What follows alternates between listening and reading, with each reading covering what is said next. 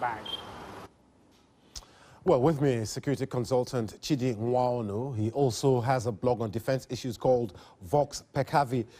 Chidi, is this Boko Haram in its death throes, as the Nigerian government would like us to believe, or has the military got it spectacularly wrong? Well, I wouldn't say that the military has got it spectacularly wrong per se, but definitely Boko Haram is not in its death throes. Boko Haram is still a resilient force. It still has men in the field and it still controls territory, if not, physically, at least it dominates that territory and can, limit movement and carry out attacks like this, where we can attack heavily armed, high-value targets and inflict severe defeats on the Nigerian forces. But why didn't the military see this coming? I mean, because we had the Chief of Army Staff here on the BBC a few weeks ago saying, yes, we know that they can carry out attacks like this, but they didn't seem to see this coming.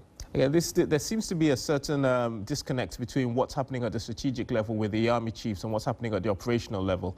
So the operational commanders seem to have taken a fairly laissez-faire attitude to this, as I said, a very high-value, valuable target, and allowed it to be overrun by, Boko Haram in this area, which is a key area. It's quite near Lake Chad. It's one of the boundary areas between al-Banawi and Shekau's forces. So it's quite heavily contested.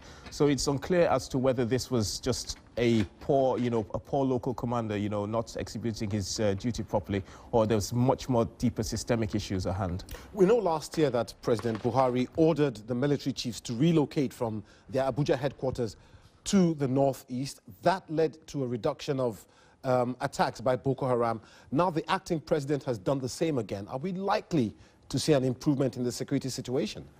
It's a very good question. The interesting thing is that, I mean, if you look at it from maybe two perspectives, from the Nigerian perspective, it's a bit of political theatre. It shows we're taking this seriously. You guys need to get on the ground and make sure things happen.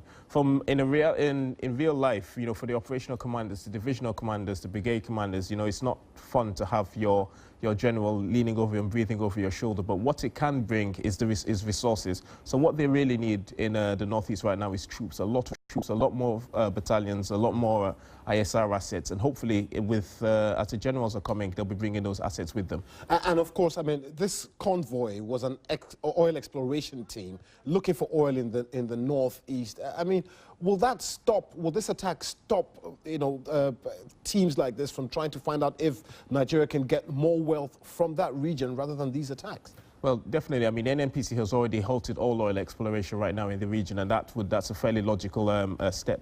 There would have to be further risk assessments, and the area would have to be declared secure by the military before there's any further oil exploration. But I don't think the long-term goal of establishing a second source of Nigeria's petroleum would die down. I mean, if the Nigerian forces are exploring with the insurgency going on, then it's clear that strategic objective still remains.